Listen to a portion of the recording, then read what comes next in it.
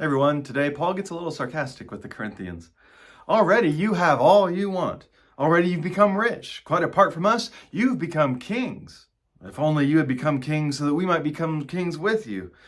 For I think that God has exhibited us apostles as last of all, as though sentenced to death, because we become a spectacle to all the world, to angels and to humans. I'm not writing this to make you ashamed, but to admonish you as my beloved children. For though you might have 10,000 guardians in Christ, you do not have many fathers. Indeed, in Christ Jesus, I fathered you through the gospel. I appeal to you then, be imitators of me. What would you prefer? Am I to come to you with a stick or with love and a spirit of gentleness? So as I mentioned, sometimes Paul is sarcastic in his writings. That may not be something we expect, but it feels pretty obvious here that that's what he's doing. And so that's always something we have to consider as we want to try and figure out what his tone is as he's speaking to them. It's just one of many ways that he'll use to make his point. And so that's what he has to do here. He's trying to take him down a few pegs.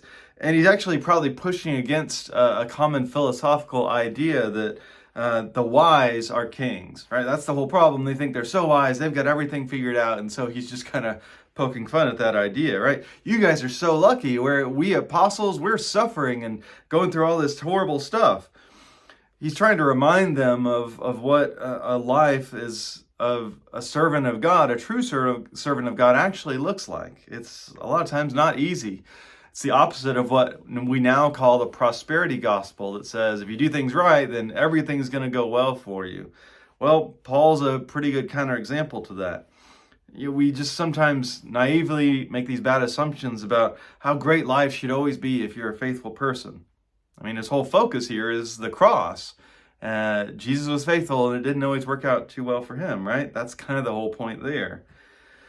So we have to ask, do you think you've got it all figured out and that makes you superior? Well, if that's the case, then maybe we also need to be taken down a little bit. He's trying to humble them, and he's being harsh, but it's out of love. So that they'll change. They realize the ways they need to be differently.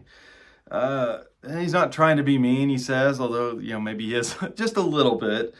But he's said earlier that, you're really kind of like babies. You're new at this, and I'm kind of like your father. I brought you into the gospel. And, to their credit, Christianity is kind of a new thing as a whole. And so there's a lot to figure out. And maybe Paul could be a little more humble here, but he's humbling them so that they can see the way that they're not understanding things. The way of Jesus is not the way of the stick, like Paul kind of threatens here. It is the way of the cross. It's a way of love. But sometimes we need that harsh wake-up call to recognize how much we're not living in love and how much we still have to learn.